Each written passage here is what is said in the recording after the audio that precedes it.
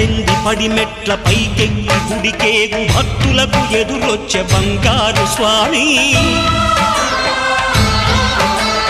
ఇరుముడులు స్పృశించి శుభమును చుదీవించి జన బృందముల చేరే జగమేలు స్వామి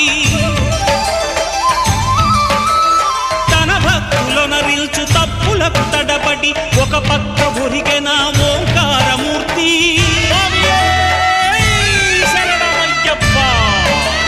స్వాములందరూ తనకు సాయము కాగా ధీమంతుడై లేచే ఆ కన్య స్వామి